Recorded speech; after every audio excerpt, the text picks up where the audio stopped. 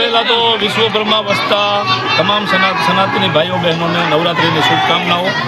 અત્યારે આપણે સ્વામિનારાયણ મંદિર જવાહર રોડ ગરબી ચોકમાં છીએ।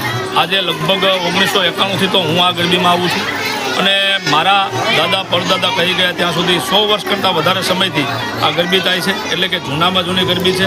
એમાં પણ જ્યારે આજે અર્વાચીન ગરબીનો ક્રેઝ ચાલી રહ્યો છે, ડિસ્કો દાંડિયાનો ક્રેઝ ચાલી રહ્યો છે, એવા સમયે આપણી પ્રાચીન સંસ્કૃતિને જાળવી રાખવા માટે થઈ અને આ જે સાથે ઊભેલી ટીમ મહેનત કરી રહી છે, ખરેખર કાબિલેદાદ છે, ધન્યવાદને પાત્ર છે।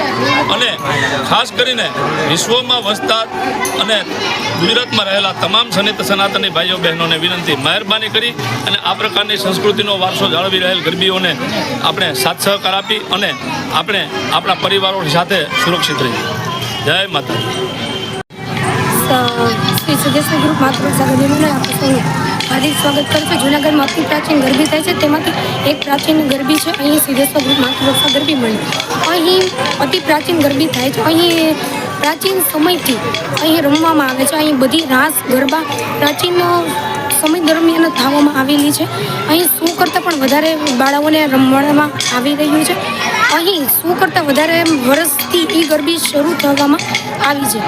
અહીં ગરીબ ભેદભાવ વગર, કોઈ જ્ઞાતિના ભેદભાવ વગર ભેદભાવ કરવામાં આવે છે। અહીં 100 પરિવારના જે બાળાઓ છે, જે ગરીબ છે, તેને અહીં રાખવામાં છે। કોઈ પણ જાતની ફીસ લીધા વગર અહીં ગરબીનું આયોજન કરવામાં આવે છે। અહીં પેલા સ્વામી લોકોના દબાણને કારણે અહીં જેની શાખા છે, જે સ્વામી મંદિરની, તેના કારણે એની શાખા ઓછી થઈ ગઈ છે સ્વામિનારાયણ મંદિર, તો પણ અહીં બધાના ટ્રસ્ટને કારણે અહીં ગરબીની શરૂઆત થઈ રહી છે અને ચાલુ રહેશે।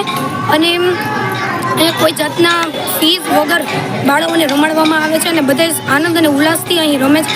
પહેલાંના 100 વર્ષ પહેલાં ગાંઠાડા ભાઈ શરૂ કરી રહી હતી ગરબી અને અત્યારના બધાના ટ્રસ્ટીઓની મદદથી અહીં શરૂ કરવામાં આવી છે।